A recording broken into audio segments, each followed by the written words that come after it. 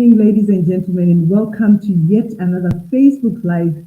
And today we are talking about Nigeria presidential election candidates, good governance or recycling old paths. And joining me to have this discussion is David Hundeyin. He is a Nigerian writer, investigative journalist.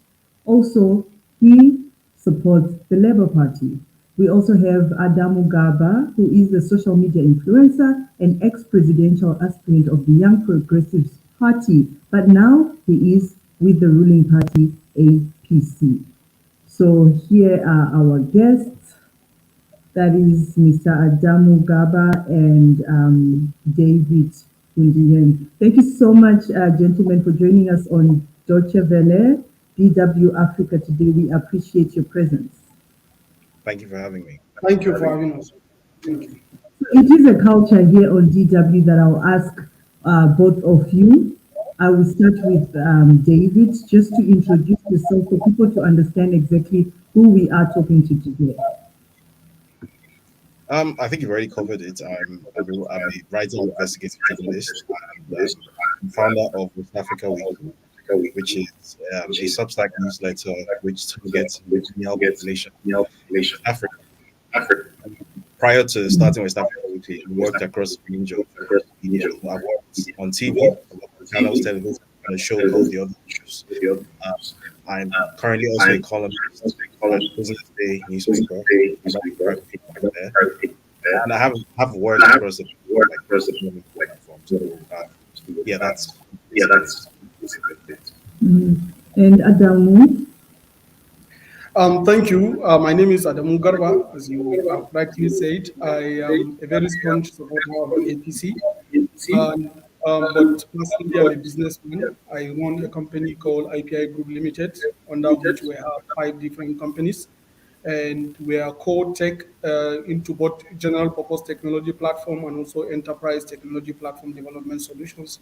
And that I also do some non-governmental activities as a geopolitical strategist and thinker.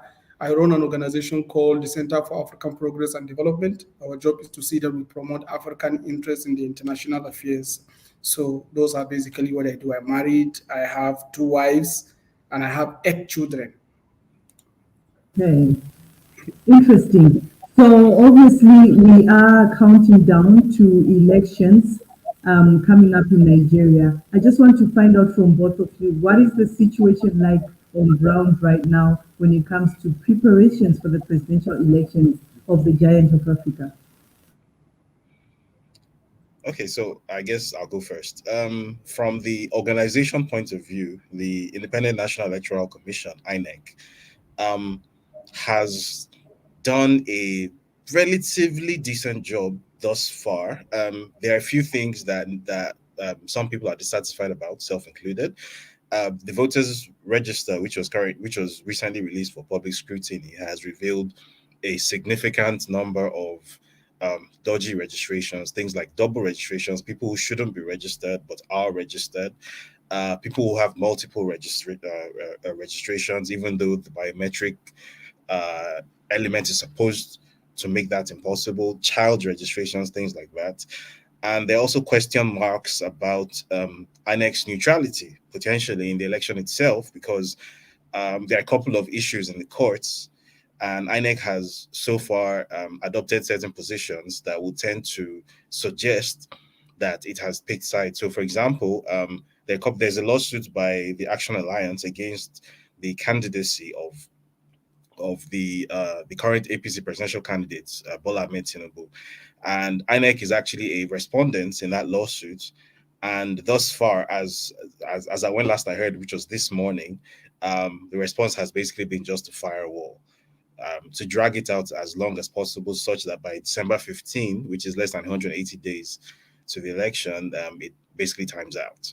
So sorry, less than 90 days to the election, it basically times out. So that's what the situation there is. And then there's also an ancillary issue, which I think we're going to get to later on in this show, where a lawyer who currently has the APC presidential candidates in court on for a criminal complaint, basically for on charges of perjury and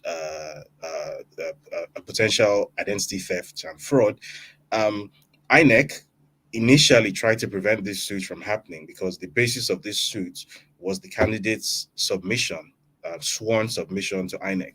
Now, by law, this submission is supposed to be made public as soon as he submits it to INEC.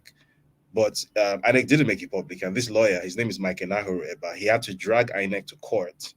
And finally, on August 15, 2022, was when the courts ruled that INEC had to release the copies of this form EC9. And when it was released, that's where that became the basis for this criminal complaint. So there are concerns surrounding the potential neutrality of INEC and some dodgy registrations on the voter register.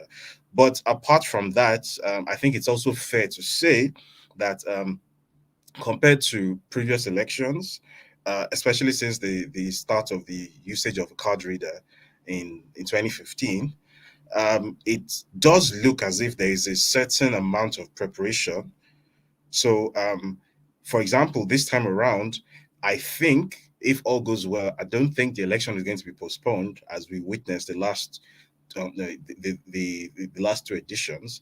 So I think to an extent, INEC has done better in some ways, but in some ways there are also other institutional failures. So as is always the case in Nigeria, the proof is always in the pudding. We have to wait until the day of the election itself to see whether it has been properly organized. Now, from the candidates' side of things, I think it's also fair to say there are three major front runners. So there's obviously the ruling party, whose candidate is Bola Ahmed Tinubu. That's the All Progressives Congress (APC). Then there's the PDP, which used to be Nigeria's ruling party, and has generally been considered to be Nigeria's biggest opposition party over the past 8 years. Its candidate is Atiku Abubakar, who was once the vice president. And then there's the Labour Party, which is sort of like the dark horse of this campaign cycle. Because if I remember correctly, the last time that if a presidential election in Nigeria was realistically contested by more than two contestants, like more than two contestants had a realistic chance of winning, I don't think that has happened in my lifetime. And I turned 32 this year. So this is quite a historic moment for those of us who have longed for the so-called third force to become a thing in Nigerian politics. It hasn't traditionally been a thing, but this time around it is. And this is driven by the popularity of Peter Obi, who happens to be the Labour Party candidate, because Labour Party on its own perhaps wasn't much of a phenomenon prior to Peter Obi's exit from the PDP. So as to where the election is going to go, what direction is going to swing in, the truth is that we have no idea, because different polls say different things. So what I suspect is that it's going to be a very closely run election across all three candidates.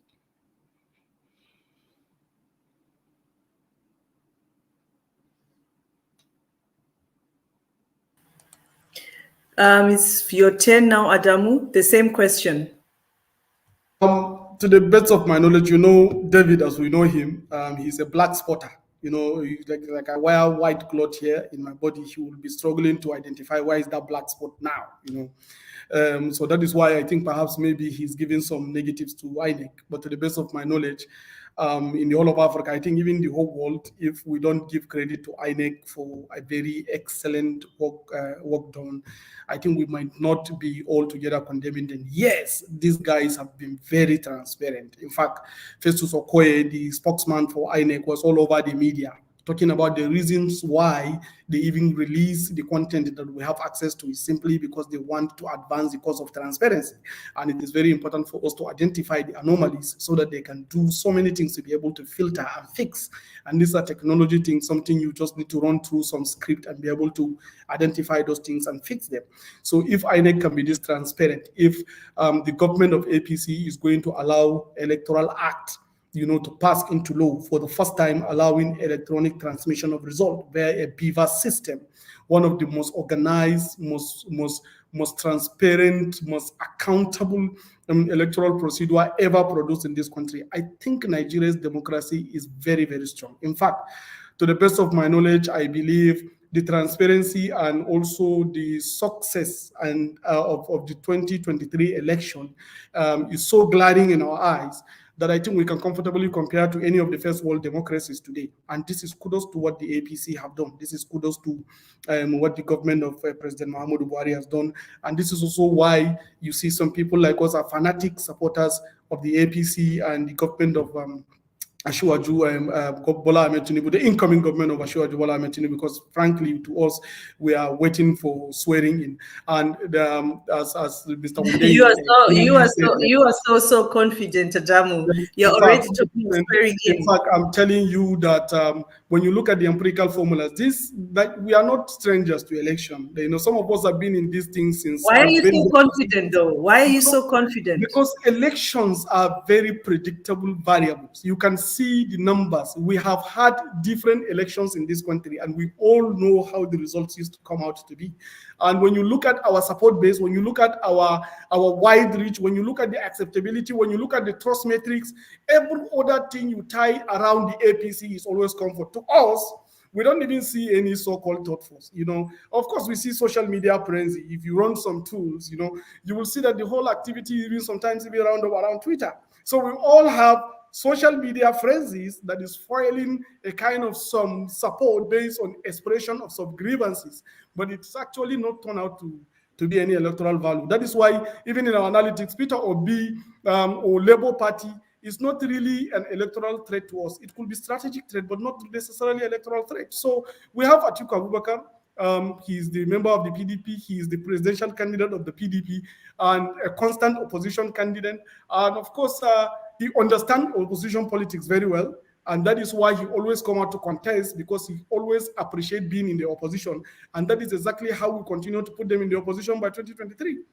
Okay, Adamu, this actually takes me to my next question. You were actually a presidential aspirant for another party before you joined APC. You are a young guy. Why is it so difficult? And this question goes also to you, David, for young Nigerians to run for office. You are here both, okay, Peter Obi is slightly young, but you're both young. 53 years. And you are here trying to, let me finish, Adamu. And you are here trying to sell an 80-year-old, I think, or late 70s-year-old candidate to be a leader. Why is it so difficult for young Nigerians to run for office? Yes, as you rightly said, I was an aspirant even under the APC, and I became very angry when the financialization of the system came forth during the run-up to the primary election, and also some structural arrangement of the party. And I'm not the only one that was angry. In fact, including the current political presidential candidate is also not really very happy with the status quo. This is knowledge, it's fact, it's all over the internet. And that led me to push out and go to a new political party to try to aspire for the office of the president. Then eventually I now discovered that two things. One, I have elders. You know, I have been into these things for some time. I have people I listen to. I have people I respect. As a young man, yes, I have right to my anger. I have right to my disbeliefs, but I also listen. I also respect. I also value opinions of others that are superior to mine. And when so many calls are coming in, I had to be able to give in and told them, okay, so in this case, I think it is high time for me to consolidate my support, especially the person I so much believe in his political pursuit and political movement and political strategies for a very long time. Asiwaju Bola Ahmed Tinubu ended up clinching the ticket. This gives me a lot of confidence that our future is protected under the APC, provided it's Asiwaju Bola Ahmed Tinubu that has the ticket for the party. So in addition to so many other things, these things convince me to come down. And again, as a young man, I have a reason why I had been contesting. Why? Because I disagree with status quo, like every other person. Like most of the people that are angry online, I am part of the party. I disagreed, and I voiced my disagreement almost most emphatically every time I go. But the thing is that Nigeria is an organized state with laws, with governance, with framework, with procedure. All of a sudden, because there's Bola Tinubu running for president. You see, not just that. I'm telling you that it's a government. We have procedure, we have governance framework that is established that you have to pass through to be able to get to any destination of political power. And sometimes. Okay, Adam, we have to give each other chances here. The same question, David, because we really don't have so much time. We're already like 15 minutes. David, the same question. Why is it difficult for young Nigerians to also run for office of the president? Well, two main reasons. First of all, if you are trying to gain traction within one of the two major political platforms, the PDP and the APC, there's a financial disincentive to get anywhere close to it. Because, for example, to run for president under the APC in the ongoing election cycle, the nomination forms is something like 100 million naira. So, and bear in mind, this is a country where how much is that roughly for our? We have people in so Germany. if you were to convert that to dollars, that would be, so that's 100 divided by 4. That's So that's like something like, $200,000. yeah, that's something like $250,000 Wow. in a country where the per capita income is about $2,000.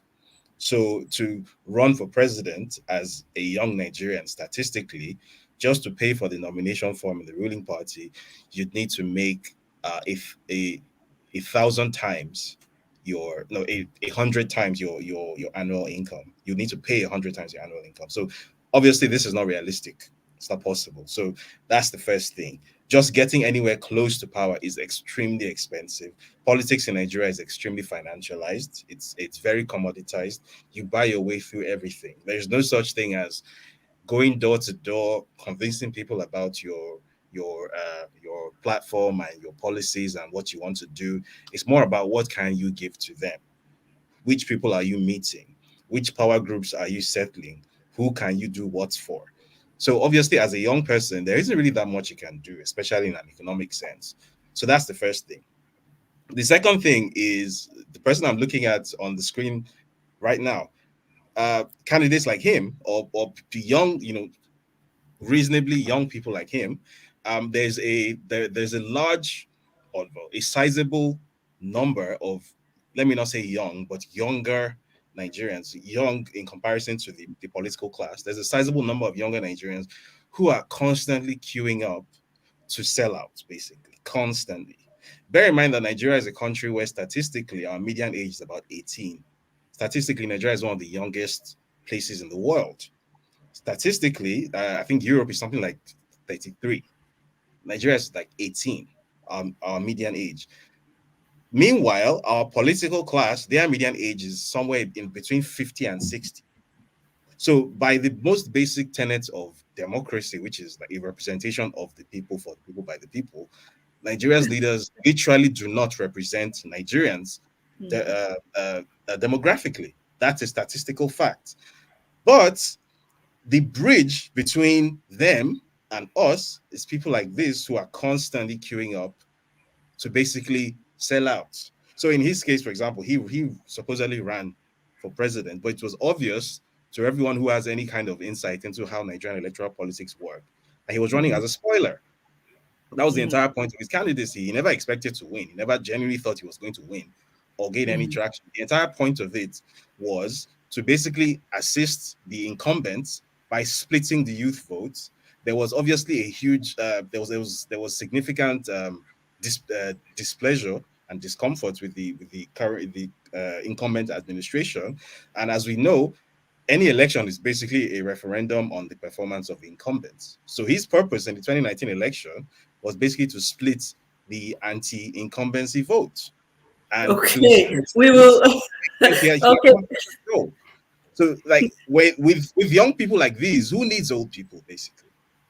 Oh, okay. No, Adamu. No. Before you answer, we will give you an opportunity to answer to that. I know that is directly to you, but I just want to ask both of you. I know, Adamu, you are for Tinubu, and David, I'm not saying you are part of the Labour Party, but I already know where you're going to put your X as I'm sitting here, right? I check your tweets. I follow you every day. Adamu, sell Bola Tinubu in 1 minute to the viewers. Why I go for Asiwaju Bola Ahmed Tinubu is because he is one of the most strategic talent hunters we have in this country. The only politician in the history of Nigeria that has given platform for young people to thrive whenever he has opportunity to do so. And we can see that based on his track record. When he was the governor of Lagos State in 1999, most of the commissioners and the following governors right up to the vice presidency were pretty much in their younger age, and they were nowhere to be found. And as a young man, what I care about is the future of this country. And what I will care most about to reposition the future of this country is to get a candidate that will properly carry us and show us the way and build our own operations in line with the future of 1 our minute. country. That is 1 why minute. the best person we 1 have minute in is this up. country for 1 the benefit minute. of young people is Ashwaju Bola Ahmed Tinubu.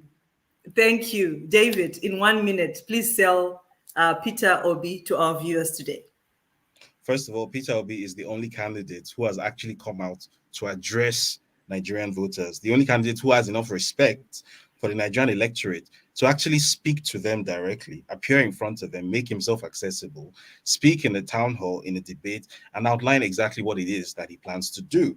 Whereas the other candidates, in general, as a rule of thumb, seem to think that they're somehow above that process. Now, if we're talking about track records, when he was a governor of Anambra State, in my subjective opinion, one of the most important metrics for what is good governance in Nigeria is knowing what to do with a budget, knowing what to do with money, knowing what to invest in as against wasting money on white elephants, which is the typical Nigerian thing to do. And what he did when he was governor moved Anambra State up 10 places up the subnational HDI rankings, which is what the real more than metric. 1 minute. Okay, it's 1 minute now. It's 1 minute. Of course, I'm going to give you some time at the end, obviously, to talk more about these two candidates. But I actually also want the both of you to say something about Atiku in 1 minute. David, start. Atiku Abubakar is, to be honest, is not someone I have much of an opinion on, principally because I don't think he's going to be a factor in the election. I think he's going to come third, quite a distant third as well. For the fifth time.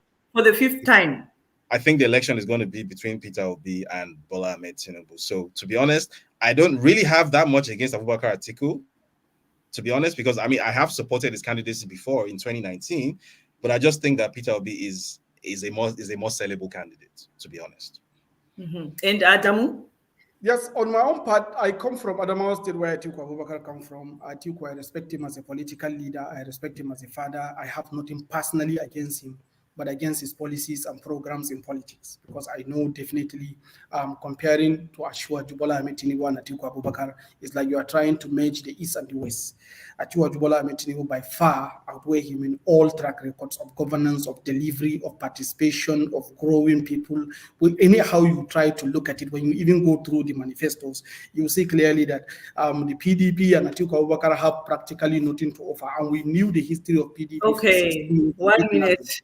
So to the best of my knowledge, I think Atiku is beyond, it's incomparable with Ashwa Bola Ahmed Tinubu. Okay. Now, Adamu, just as you finished, APC recently flagged off their presidential campaign. And I saw you on Twitter defending Bola Tinubu's blunder on calling his party PDAPC. Your comment on that?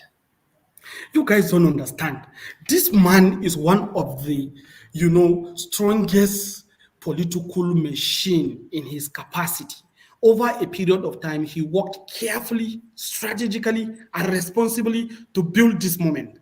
And we don't, all together just see him talking on the podium and quickly round up that it was a blunder.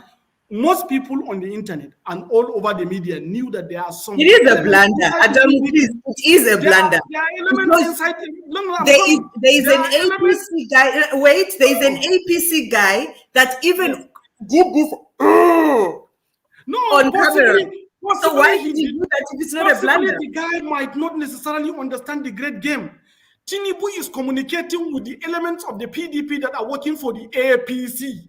And he is praising them, honoring them, because we're almost welcoming them very, very soon. And that is why he decided to say, God bless PD, then you now say APC, joining some element of the PDP and the whole element of the APC, because he knows that that is exactly what is happening. As I'm talking to you, based on our own estimation, 50% of the people in the PDP are going to work for the APC. I think those are the things I said. We just need to wait and see. This man talks in parables. Sometimes he makes it jovial. Sometimes he gives media content so that people can be able to carry it. If you look at the Tinubu's impression in Nigeria, it's about 226 million impression according to Media Toolkit. This is fantastic campaign penetration. He was talking to the audience But in the social opposition party. media, social media is not the voter. Social media is different from the people that will vote on ground. So we should not say that that blunder is trending on social media. Yeah, that's why I It's said that trending. I'm in Germany. I'm not of course. Nigerian. I saw this. It's trending everywhere, but it doesn't mean that because of that blunder, I'll come and vote. Anyway, let's also hear what David thought about that blunder. David. So you know the old story we're told as children about the emperor and his new clothes. So I think that pretty much sums up what the situation is here. Tinubu is surrounded by a group of people who are constantly fanning his ego. People like Adamu here who are constantly telling him that, he blows roses out of his backside and everything is great. And meanwhile, there are always going to be those annoying little boys like me who are going to come out and say, this emperor is naked. This guy's not wearing any clothes, And some other people will say, oh, you just can't see how wonderful the clothes are because you don't understand.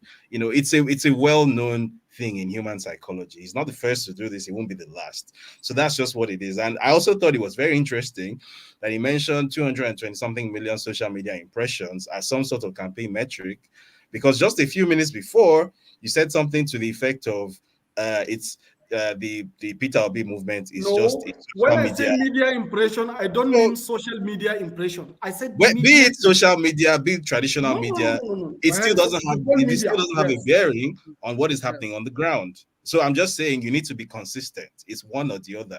Yeah, but that's why I said media. I didn't say social media. I said Obi is only trending on Twitter, right? Media, But if you look at the social collective media, media in Nigeria, it doesn't. if you look at the collective media engagement in Nigeria, Actually, that takes me to my next question. Both of you, what do you consider as the state of the nation during the pre-election time Nigerians react, right? Are the people active, like turning up physically, or do you think they're docile? Do you think people are only active on social media without even getting their PVC, like the permanent voters record? What do you think is the reality as we talk about social media right now? The you see, reality, based as I on observe it, okay, is that compared to previous cycles, and I mean, you can confirm this from INEC numbers, record numbers of young people have chosen to register this time around. Now, not all of them are going to get their PVCs because, as I mentioned, INEC has a number of institutional failings that have prevented a lot of people from getting their PVCs. But the total number of new registrations, I mean, in 2015, the total number of registered voters was something like 60 something million. Now it's closer to 90 million. So in the space of 7 years, the sort of youth participation in our electoral process has skyrocketed. So, and that's not necessarily because youths wanted to become more interested in the election, but I think it's more a case of the performance of the Buhari administration and the ruling party has sort of motivated them to want to take part. Because I think you well know this, that when there's an election between an incumbent and a challenger, and you have record numbers of new registrations, that can only be an indictment of the incumbent. That can only mean people want to change something. That's the only thing that motivates people to want to get registered in such numbers.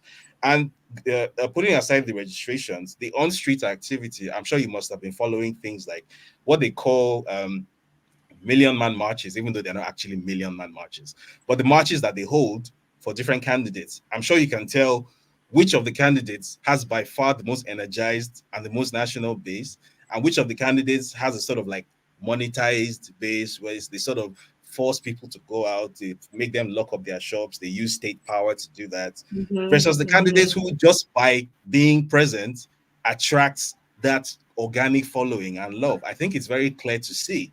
I myself have sort of, even though I'm not on ground, I'm not physically in Nigeria, but I've been involved in sort of analyzing this movement. And from what I see, it's very clear that there's one candidate whose level of organic support far outstrips any of the other two. Now, be that as it may, I should also sound a word of caution because, as a professional, I can't get too ahead of myself. It's also the case that a lot of these people who have expressed this preference and who are displaying this energy, even though they have registered for their PVCs, many of them haven't got it. Many of them will not get it. So as to Why? whether, Why well, is that so? INEC again is not quite where it wants to be. And I'm trying to be very charitable to INEC here, because definitely I can see some sort of improvement compared to what it was in 2019. I'm guessing the Electoral Act 2022 has also assisted it to get better as an institution, but it has several failings. So, for example, producing people's cards on time.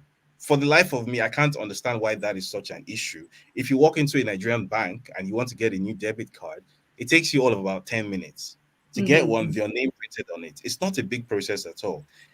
The process of printing a debit card and the process of printing a PVC are not that different. Somehow, with INEC, this becomes this really convoluted process. It takes months to print and then to deliver, and then in some places it gets delivered to the wrong place. Yeah. So, David, for you as an investigative journalist, what do you think is the main reason for these discrepancies? It's difficult to say, and the reason I'm refusing to pass a judgment here is that I'm also aware that even within INEC, there are different groups of people who have different agenda. So I see people on social media a lot saying INEC is biased. INEC is this, INEC is that. INEC is working for the APC, they're working for the ruling party. That's not necessarily the case. There might certainly be a number of people within INEC, even at the top end of the organization, who might well be working for the ruling party. But I also happen to know that there are a number of people also within INEC who want a free and fair election. And there's a sort of subtle tug of war going on within the organization. That's why I'm being measured. So there's like internal squabbles. I get you. Is. All right. So Adamu, also for you, what do you have to say about that?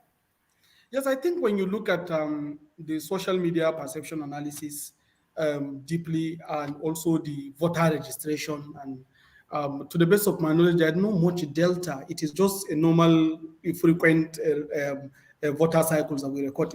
In 2015, we have 67 million voters, as he said. In 2019, we have 83 million voters, and now we have 93 million voters. So when you look at that, in fact, we even have more voters between 2015 to 2019 because of the spectacular performance of the APC. So many people registered to vote back APC into power. So going into the exit, we have like maybe 10 more million voters over a period, 9 point something to 10 million voters. So it's just to follow the same frequency that all this enthusiasm we are just being pumped out, but it's just a normal frequency of voter cycles that we have in Nigeria for 4 years. But again, when you deep dive into how media or this so-called galvanization that is driving people to go and vote, you look at the area of either they are converted to vote for certain candidate, or either they are convinced to vote for certain candidate, or either they are confused, thereby staying neutral. You discover that most of these guys are even neutral. In fact, at the point of electioneering, there are so much anger that is being expressed. People hardly use their rational mindset. They are always using their heart, their emotive approach to everything electioneering. But at the point when somebody is trying to cast the ballot, that is when ultimate decision is taken. At that point, people now draft their trust metric before they place the votes.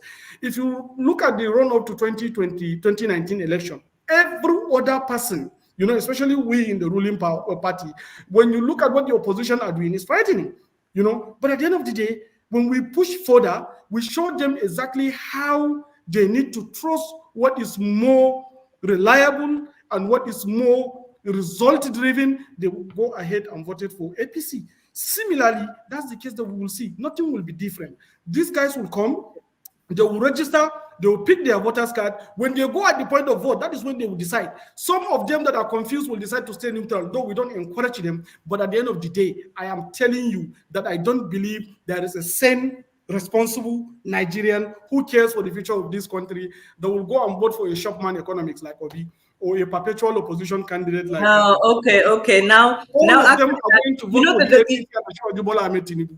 Yeah, Adamu, the good thing today is that we have two candidates. Like, I can't call you representatives, especially for David, he's not that. But for you, I know I can call you that.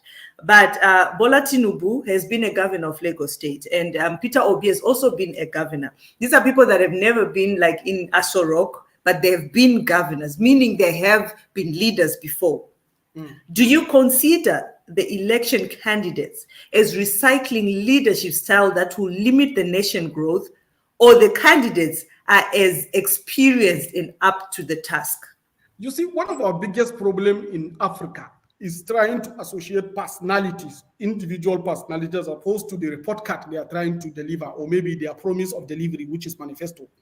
You need to look at what Asiwaju Bola Ahmed Tinubu has put forward as a manifesto of this coming 2023 election if he wins. This guy was practically packaging the future of Nigerian youth in their hands. You just need to go and digest and He review. is the face, so you're saying. You see, presidency is an institution. He's You the one can't that's going have to be one sitting man on that to run desk the signing, right? You can't have one man to run the presidency. In fact, all you need is somebody who has strategic thinking and strategic application of this thinking. We have Theodore Roosevelt of the United States of America, who was on wheelchair, for the period that he was a president in 1933 to the period that of his death in April 1945. This man even became the president of America for 13 years. Despite all the old age and being pushed on a wheelchair. We have currently, even in Brazil, you saw what happened. Lula da Silva was brought back simply because of what he had to offer. You saw what is happening in Malaysia. 97-year-old man, I guess, Mahathir Mohamad, was brought back into power. You have several other examples that you can see in the world that is happening. People care more about what will give them the result, not necessarily the personality of the candidate for so. So when you look at what Asiwaju Bola Ahmed Tinubu is putting forward as a manifesto, as a renewed hope manifesto, that is trying to transform this country completely in the area of economic policy, in the area of security policy, in the area of foreign policy, in the area of industrialization, in the area of housing development, in the area of how we can mainstream even the less privileged in the society to be part and parcel of the development progress of the country that we cherish so much, Nigeria.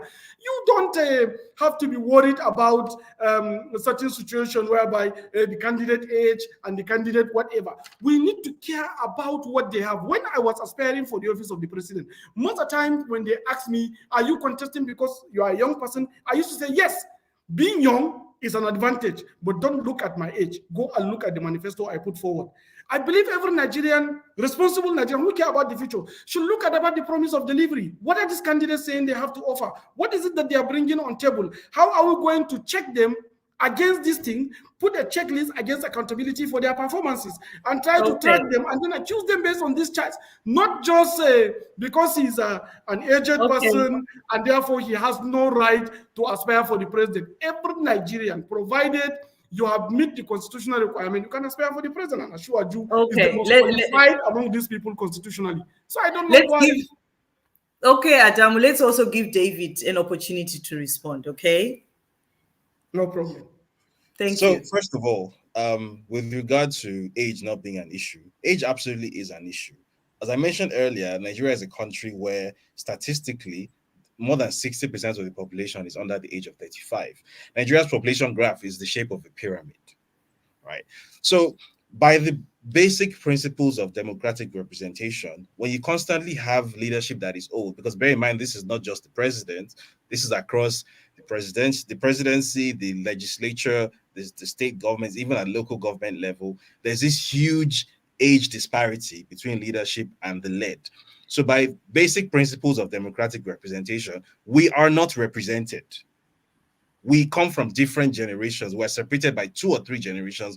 We have completely different issues. And by the way, sometimes this becomes very apparent, such as in 2020 when the End SARS protest movement was taking shape, and the entire Nigerian leadership had no clue what was going on. They didn't understand why it was a problem. They didn't understand why young people were on the streets saying End SARS. They genuinely did not get it because there is just that generational divide. There's that disparity. They don't understand what the issues of the day are.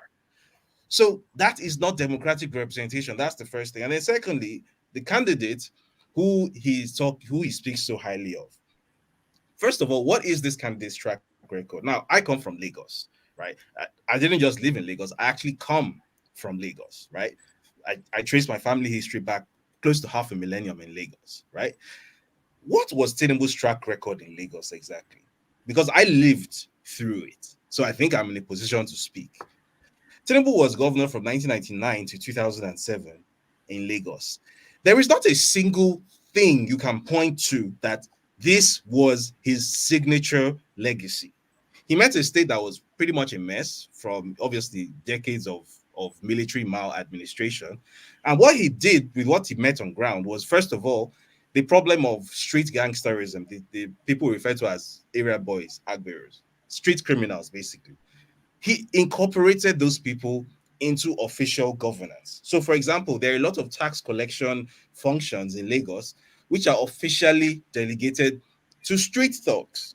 This is Lagos state government policy now. That is a Tinubu legacy. He incorporated gangsterism into his government. Now, when he was about to leave office in 2006, and he anointed a successor who nobody knew and was obviously going to lose the election against the more popular PDP candidates. That PDP candidate, whose name was Funshaw Williams, he dropped dead mysteriously inside his bedroom in one of Nigeria's safest neighborhoods. He was strangled to death. Till today, the murder remains unsolved. Right? That is Tinubu's Lagos. Now, his successor, his chosen successor, who then went on to win that election in 2007, under whom finally a contract was awarded to build a metro railway system in Lagos, because at the time, Lagos was the largest city in the world without any kind of metro railway system. This contract was awarded in 2007. Construction started in 2009. A $1.5 billion World Bank loan was taken out. Construction was supposed to terminate in 2012. We are in 2022. And the first of 7 lines, there's 7 planned lines on the route. The first, which is the red line, the first of those, like the blue line, sorry, has just begun testing.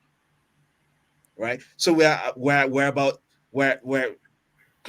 coming on to 11 years behind schedule. How much did this thing cost exactly? We don't know. Why don't we know how much it costs? Because Lagos state government does not open its books to scrutiny. The Lagos state government under Tinubu's successor, who was basically his political godson, so it also passed Fashola's office. It Fashola, passed Ambode, Sanwo-Olu, all of them. And it's only just started testing. Now, here's because I haven't finished saying what I was saying. Why don't we even know how much this project cost? Lagos state government under Babatunde Fashola, who is Tinubu's anointed godson, who became the governor of Lagos, took the federal government to court. And what was the lawsuit? In 2013 or 2014, the former president Goodluck Jonathan signed something called the Freedom of Information Act into law. I'm sure you know what a Freedom of Information Act is. Nigeria didn't have a Freedom of Information Act until 2014. Now, when this was signed into law, and a journalist sent a request to the Lagos state government requesting details of its budgeting, the Lagos state government rejected the request and said that it is not subject to the law because it has not domesticated the law. And the Lagos state government took this to court, took it all the way to the appeal court, took it to the Supreme Court, fighting for the right to remain financially opaque until 2017 when it lost the case. And even after losing the case, till date as we speak, as far as I know, Lagos state government has never opened its books to anybody. We have a government which is run by a mafia-like organization, which has Tinubu at the center of it. Because that's what he is. He's a mafia don.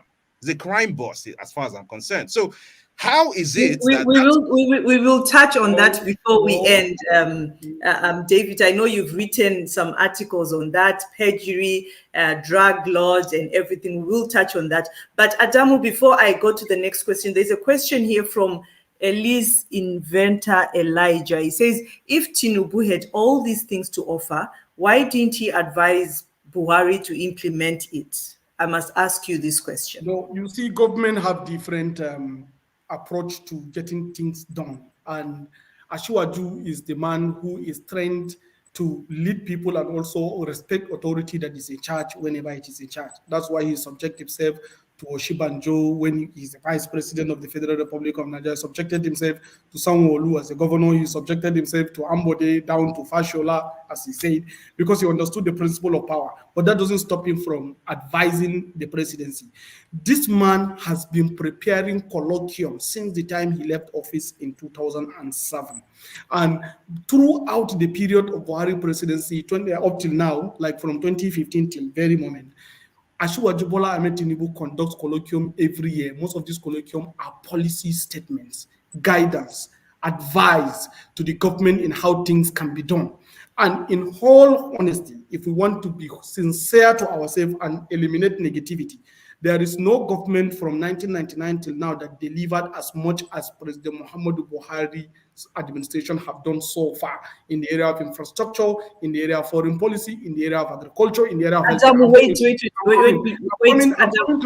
I want to ask you something before I forget. You can just quickly answer this, then you continue.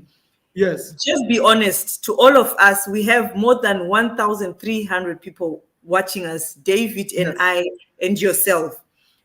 Are you happy with President Muhammadu Buhari's performance so far? I'm telling you 100%. You see, the problem we have with the president... No. Yes or no, then you continue. 100%. 100% happy with what the president have done so far. When you consider the current realities, when you compare Nigeria with any other sub-Saharan African countries, especially the countries that fit into our own specificities, I think Nigeria has done fantastically well. Today, Ghana is crying. Why? Because of the economic troubles they have. Why is Nigeria secure? Why is Ghana even trying to import their food from Nigeria? Today we have troubles in South Africa. South Africa practically don't have economy. Even the debt to GDP ratio is about 87%. If you go to Egypt, debt to GDP is 80%. If you go to Kenya, Kenya is almost gone. That is why they ran away and leave Mr. Ruto to find a way to manage the country. He has to struggle to get $250 million to fund his budget. Currently, Ghana is with begging bowl, going to IMF, trying to seek for $3 billion to run the economy. Why is Nigeria? No. We have 23.27% debt to GDP ratio. This country has been secure. Today we have food security. Today we have so many infrastructure that has been built. Ever in the history of this country, we have Trans-Saharan gas pipeline, we have West African gas pipeline, we have rail, air, road infrastructure all over this country. We have delivered the second Niger bridge. We have built a very massive sub-infrastructure database whereby we reach to the poorest of the poor all the time to be able to assist them. We have done so many things in the area of making governance to be stable in Nigeria. As I'm talking to you where I'm sitting down, I'm consuming electricity, not generator.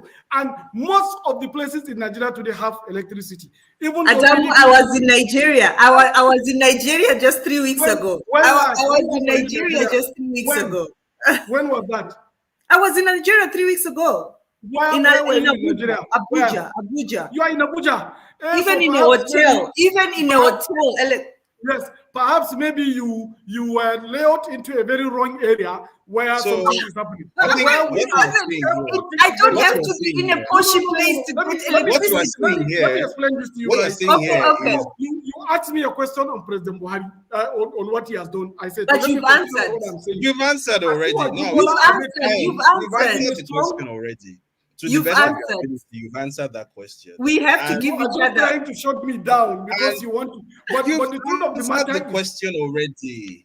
You've answered the question already to the best of your capacity. And what I will just say is that what you are saying here is basically what we have seen for the past 7 years, where you have an administration that has decided that it's going to divorce reality from how it perceives itself.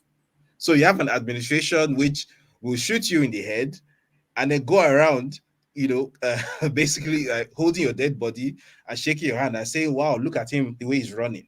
Completely divorced from reality. There were so many things that I could have picked out from what he said, but there are just a few things I picked out. He said Nigeria has a debt to GDP ratio of 20-something%, which technically is true. However, that's a completely meaningless metric because the really useful metric is what is Nigeria's debt to income ratio. Nigeria's debt to income ratio as at 2022 is 92%. Nigeria is more indebted now than at any other point in history since the military era. Because since the return of democracy, Nigeria has more local and foreign debt than it has ever taken on. And since 2016, the Central Bank of Nigeria has been printing money illegally to fund the federal government using abusing the Ways and Means Act. So it's allowed to lend a certain proportion of its reserves to the government. It's abused that by a factor of 5 or 6. That's what the Buhari administration has done. And I'm not even going into the myriad human rights disasters that the Buhari administration is responsible for. Why am I currently outside of Nigeria, for example? The Buhari administration has the answer to that question.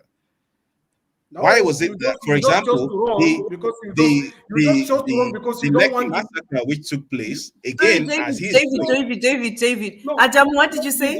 You just chose to run because you don't want to be subjected to, you don't want to be held accountable for some of the things you used to say that are wrong. You know that they are wrong, so you chose to run away but because you don't trust Nigerian laws. As simple as that. If you are a true believer in Nigeria, if you value Nigeria this so much, this is where you will be.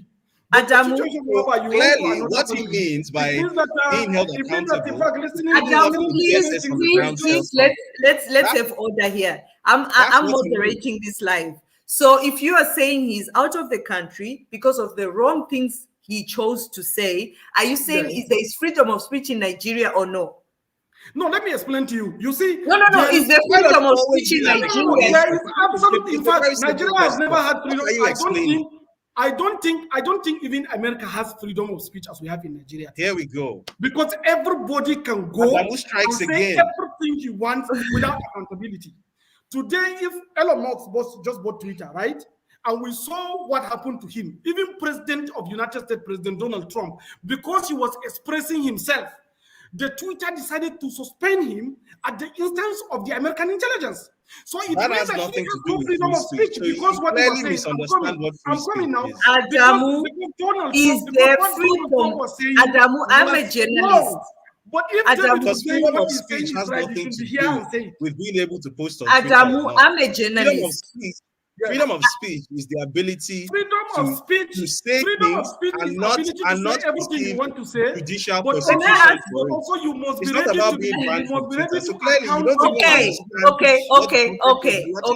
You must be it's ready to account conversation. Can we have we're facing a conversation between a person who knows what he's talking about and a person who thinks he knows what he's talking about. Both of you, please. We need to have order, because if you both speak, people can't even hear what you're saying. I just have one question. I am a journalist. I always go into Nigeria, have interviews. I've met Bola Tinubu. I've met President Buhari. I've met most of the prominent politicians. I interview, I ask my questions, and I leave Nigeria. I can decide to stay there. My question to you, Adamu Gaba, is there freedom of speech in Nigeria? Will I ask questions and be prosecuted after? That's just my question. Yes or no? You ask question. I think the mic. Okay, you ask question, but you should also be able, especially when you say something, you should be able to defend it with facts as much as possible. So that means you are freely expressing yourself, but you cannot go and create conspiracy in a phantom window and come and call it freedom of speech. So please name a conspiracy, because we're going to get to that, right? We're going to get to that. Actually, we're going to get to that because conspiracy. Because most of the free speeches that we name a we time have, when I put out a story and there hasn't been solid evidence backing it. No, there's so many. Okay, you know what? We are running out of time. That takes us to our very last question. There's been an article that David wrote about perjury, that Bola Tinubu Adamu, you called him the incoming president of Nigeria, or was a drug lord. There are some documents that came from America. So I just want David to tell us more about that. Then you, as a staunch supporter of APC and of Bola Tinubu, then you can respond to that. David, to you now. So essentially, the APC presidential candidate is somebody whose entire backstory is shrouded in secrecy. The only things we know about his backstory for a fact are that in the early 1990s, he was investigated by federal authorities in the US for his involvement in a white heroin trafficking ring. And it wasn't a suspicion, it wasn't an allegation. It was proven that millions of dollars that were moved through his accounts were the proceeds of white heroin trafficking. So the two drug dealers, there was a drug ring. The spearhead of the ring was a guy called Lee Andrew Edwards, who was jailed for life. I think he died in 2004 in prison. And then the two Nigerian point men were a guy called Abiodun Agbele and a guy called Muiz Akonde. And Bola Ahmed Tinubu was the bagman, the bag holder, the money launderer working for this organization. And the IRS and the FBI took an interest in him after arresting Lee Andrew Edwards and working their way back to him. And these records, which are freely available online now, by the way, anyone who hasn't read these documents can Google them. They're all over the public domain now. These records show without any. But David, when you talk about documents, I just want for people to understand. Anybody can go and load documents online because this is election time. This is campaign time. What No, but stops these PD? are, No, these no, are just a question. What stops PDP or Labour Party or Kwankwaso's party to just go and load documents just to tarnish Tinubu's image? These are certified true copies of court proceedings from the Illinois, from the Eastern District of Northern District of Illinois, Eastern Division. So, and by the way, I'm not the only one who has got hold of a copy of these documents. Literally anyone can walk into the courthouse. You pay, I think, a $30 fee, and you get it in 15 minutes. It's not a particularly difficult thing to get hold of. So anyone who hasn't actually read these documents, I'd advise them to basically just read. You don't have to take my word or anybody's word for it. You don't have to listen to what anybody is saying was in the documents. You can just read them for yourself because it's English. It's not particularly difficult to understand. What is contained in those documents is prima facie evidence, because this is about 51 pages worth of testimony from federal agents, by the way. And there was extensive investigation. There's an extensive deposition that was put down that shows without a shadow of doubt that over $1.4 million worth of money that was linked to heroin trafficking was found in Tinubu's accounts. Bear in mind, at the time, he was an accountant with a stated income of $2,400 a month with no other source of income by his own statement, by his own admission. So it is mathematically impossible for someone earning $28,800 a year to have millions of dollars in the bank and have no explanation for it. And the feds were able to credibly link this money to heroin trafficking. So, for example, some of the accounts that this money was discovered in, the addresses used to open these accounts, the address used to open these accounts was the same address that was shared by these two drug dealers, Abiodun Agbele and Muiz Akonde. And in fact, Tinubu's wife, Oluremi, actually opened a joint account with Akonde's wife, Audrey. In addition to many other financial interactions between them, they also sat together on the board of a company called Compass Finance and Investment, which also exists in Nigeria, by the way. There's an American entity and there's a Nigerian entity. And to date, by the way, till today, anybody watching this, you can go to ng-check.com, right? It's a website where you can check CAC registrations. And if you type in Compass Finance and Investment Company, you can still see the board of directors there. Till today, the three members of the board are still Bola Ahmed Tinubu, Muiz Adegoyiga-Akonde, and Abiodun Agbele. The last two are convicted drug dealers in the US, by the way. So this is not something which somebody alleged or something. These are things that have been proven for decades. In fact, the story I told wasn't even a new one, by the way. It's just that I think I was the only one who sort of told it in a sort of coherent narrative for the first time. I'm not even the first person to attempt to tell that story. I think Compass newspaper has told a similar story before it went defunct. Sahara Reporters did something on it as far back as 2008, even though it didn't get much attention. So I was just the one who knew how to tell the stories. I wasn't even the first to break the story. I didn't even break the story. This story is more than 30 years old now. So again, for anyone who hasn't read these documents, find them and read them. And then the second story, because I wanted to make it clear that there are two different stories. The drug story is one, and then the certificates and perjury story is a different one, which came out this week. Now, that story is based on the deposition, the INEC EC9 deposition, the declaration that Bola Tinubu submitted to the Independent National Electoral Commission. Bear in mind that this is a sworn statement. It's an affidavit. So basically, if you lie on this statement, you are committing perjury, which is a criminal offense.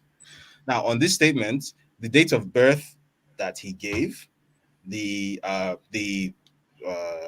university degree certificate that he submitted, the nationality or the lack of nationality that he claimed, all these have been proven to be false. How have they proven to be false? So, a lawyer who is currently in court with Tinubu, he filed a criminal complaint against Tinubu by the name of Mike Enahoro Eba. If you remember at the outset when I said that INEC didn't want to release Tinubu's EC9 form, and this lawyer went to court with INEC, and INEC was then compelled to release this form. After getting hold of this form and seeing what was written on it, this lawyer then contacted his colleagues in Chicago, a law firm called Leahy, Eisenberg, and Frankel, and briefed them, retained them to basically do an investigation on these records as stated on the form. So Mhm. this law firm sent out subpoenas to Deloitte LLP, which is a consulting company that Tinubu claims to have worked for, sent out a subpoena to Chicago State University, which Tinubu claims to have graduated from, and to Richard Daley College, also in Chicago, where Tinubu claims to have gone. And I think also to Anderson Tax, because Tinubu has also claimed to have worked at Arthur Anderson previously before it went defunct. And for the benefit of those viewing who don't know what a subpoena is basically a court document. It's a legal document which is issued under the authority of a court, and it compels the recipient of this document to release all information regarding to whatever topic or individual or subject is written on the subpoena. So the subpoena that went to Deloitte, the subpoena went out on September 16. The response came back September 22. And the response simply said, we don't know this guy. We don't have any records for Ebola Ahmed Tinubu. No employment records for him. He has never worked for us. Mhm. Um, the subpoena that went to Anderson Tax, we didn't get a response, at least not yet. The subpoena that went to Chicago State University, we got a voluminous response. Basically, all their records, everything that had to do with the person they had on file called Bola A. Tinubu.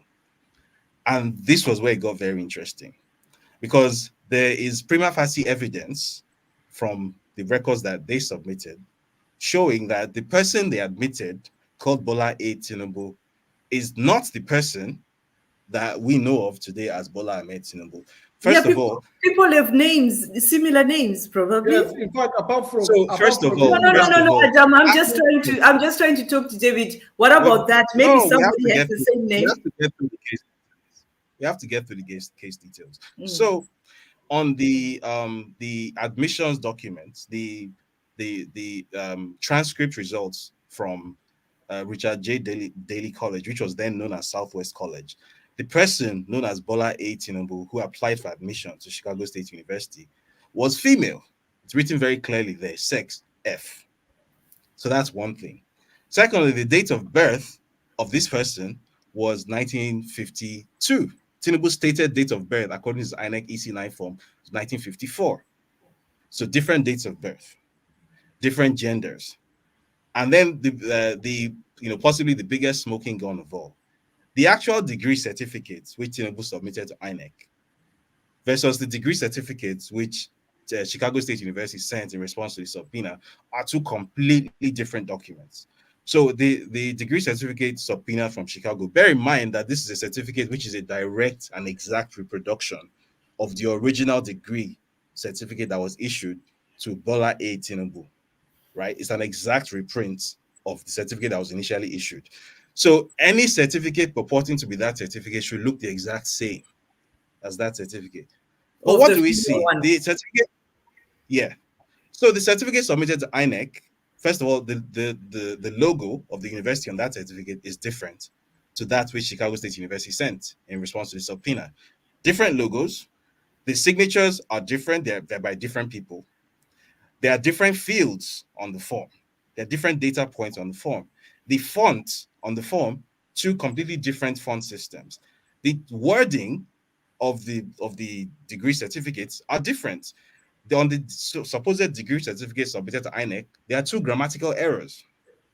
And then So worst what of is all, the INEC saying date. about this? What is INEC saying about this? Hang on, just hang on. I haven't finished. And then the dates on both certificates are different. So on the one on the one from Chicago State University, it says that this degree is awarded on the 27th of June 1979. On the one sent to INEC, it says this degree is awarded on the 22nd of June 1979. So clearly, the one submitted to INEC is a forgery. It's not the certificate that was awarded to Bola A. Tinubu. Now, what makes it worse when you drill down further? I don't know how long you spent reading the story. When you do a little, just a very small online search, like you literally just search fake Chicago State University certificate on Google. Very basic. This is not an investigation.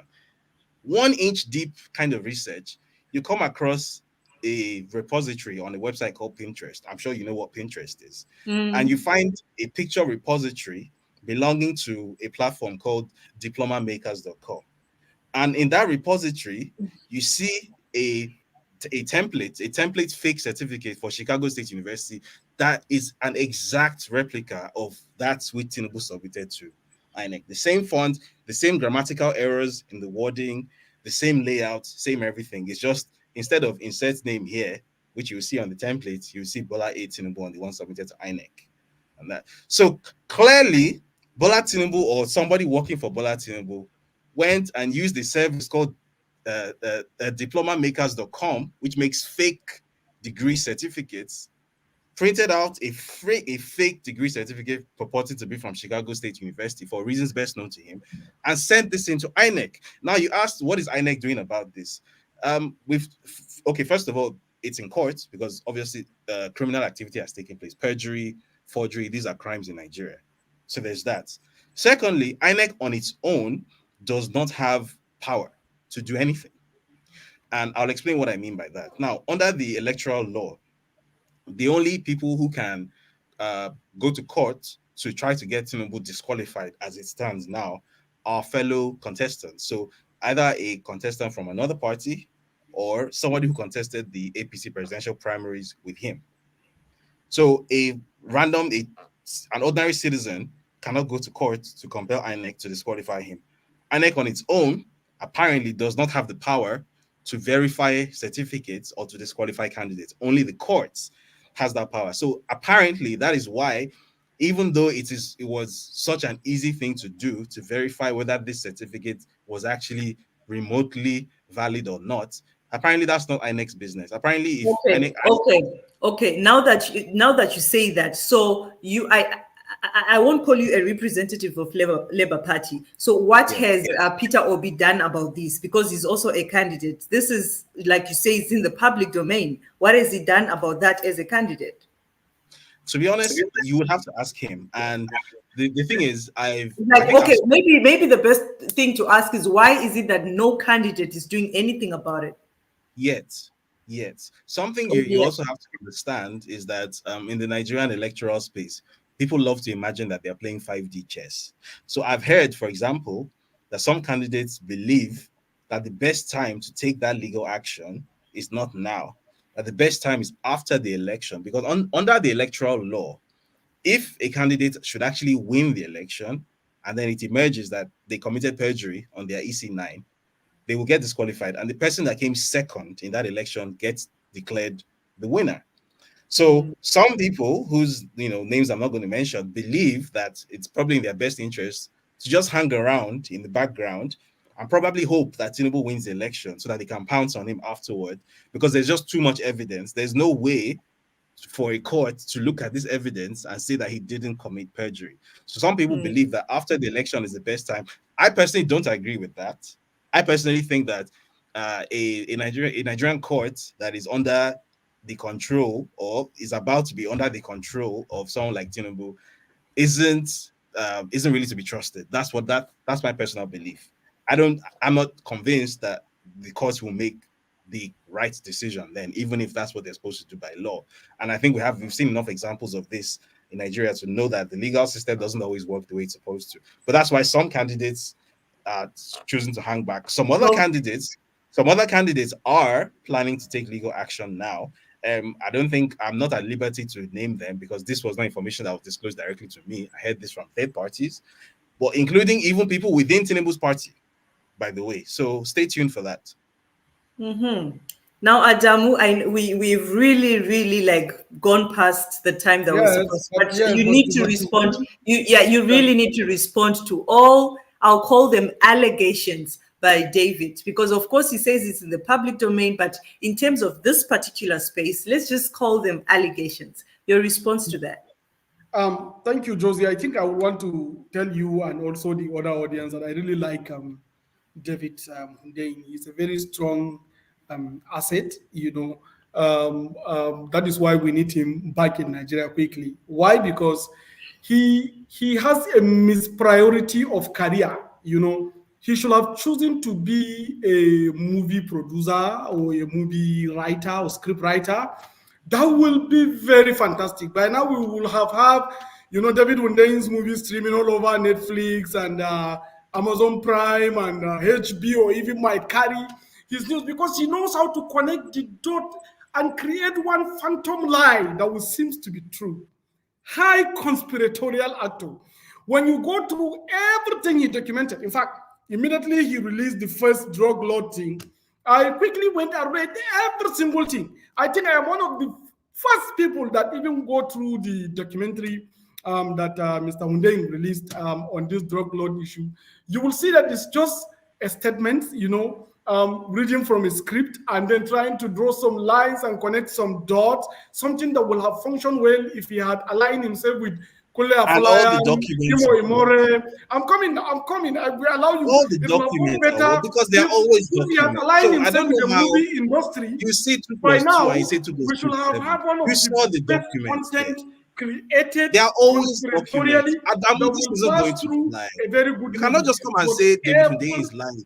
Where is the I have evidence? allowed I've you- presented evidence. Where is your David, own? I have allowed you to speak. It's I'm not trying about to- allowing. I'm not Everything Yeah, I said David, is David, backed let up. him just, Because David, let him just come across with his own every point. single thing Everything I David say is made backed with mention evidence. in his You cannot own just come and just conspiracy talk theory has randomly. been some things that we knew since 1990s. These conspiracies always find a way to surface. And as he rightly said, he's a fantastic storyteller.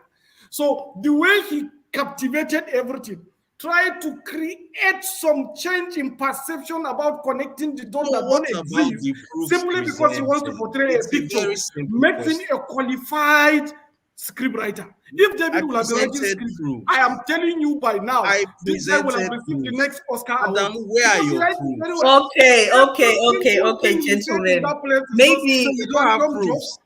You're You just talk jam about talking. he himself confirmed here, right here. He confirmed that Adamu, where are your proofs? He is not It's proof. convicted. He Proof is confirmed the this thing. currency of But journalism. because Where he's are giving your him proofs? this attention as a young man in Nigeria, I Adamu, think he it's not also by deserves speaking the favor English. I of have a being able degree to in raise higher. English. I can speak to So other what I Okay, say is gentlemen, What about English? Where Well, are gentlemen. your calm down, proofs? David. Where are your proofs? Let me Bring explain. your What proofs. I see this is that Tinubu is actually an ocean whereby everybody that cling on him can raise higher. David Hundeyin, this is his time for him to show his script writing genius. Where So that's are what he's your doing. proofs? So he comes Your in to proofs, leverage on Adamu. some other Adamu, your issues proofs. so that he can. Okay, We have noticed gentlemen, you. We know you are gentlemen, intelligent. I will have We to know you mute are- both of you He now. Presented combine proofs. everything Where and are put it in yours? movie. Where are yours? No. Proofs. Proof is the We are not currency of talking- because journalism. Everything you say is just Proof. conspiracy, David. You know this thing. But I have Nothing shown like that. proof. Every other thing you went and Where carried is your certificate, own? you created it yourself. We know that document that you are talking about, the 51 pages document, PDP were in the United States of America. They went there to lobby. It's a Eventually, they court didn't get the traction they document. need. Are you Okay, saying okay, When they are okay, coming back, okay, they bribed their way. okay. PDP bribe. Unfortunately, ladies and gentlemen, this is a heated debate, and I don't think it will end.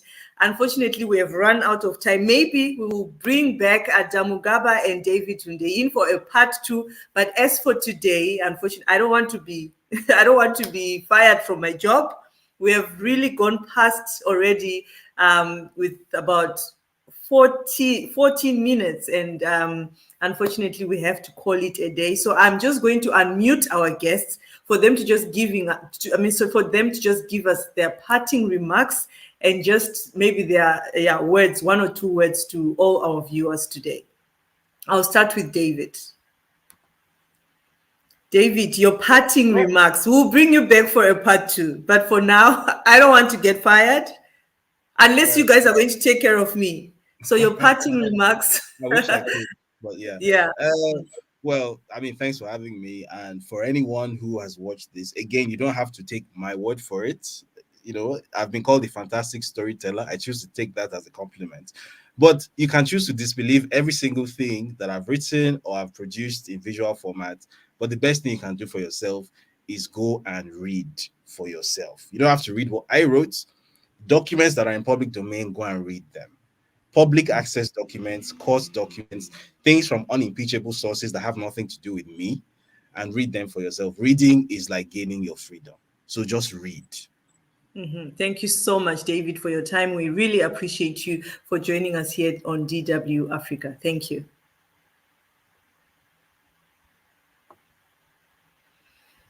So, Gaba, Adamu, your parting remarks to our viewers today. Thank you very much for having me in this program. I want to tell the viewers that they should enjoy themselves. They should enjoy the show. We are giving them gladiatorial contests between the different candidates. But at the point of voting, they should know that they are voting the future of their country. They should go and read the renewed hope manifestos of Ashwaju Bola Ahmed Tinubu. There is no candidate that is prepared, ready, organized, with specific program that fits into our realities, that connect us into our future, that carry us as powerful country into the 21st century than Ashwaju Bola Ahmed Tinubu. Therefore, it is not about maybe anger or frustration. We can vent our angers, we can be frustrated, but at the point of voting, you don't have anybody beyond Ashwaju Bola Ahmed Tinubu in the coming 2023 election. Thank you so much for joining us today here on DW Africa. We really appreciate you. Thank you very much for your. There you go, ladies and gentlemen. Thank you so much for joining us today here as we were talking about Nigeria elections, especially the Nigeria election candidates, good governance or recycling old paths. And joining us today was David Hundeyin, who's a Nigerian writer and investigative journalist. He also obviously openly tells us that he is in support of Labour Party, and Adamu Gaba, who's a social media influencer and ex-presidential aspirant of the Young Progressives Party, now with the ruling APC. Until next time, thank you so much for joining us. My name is Josie Mahachi. Have a great weekend.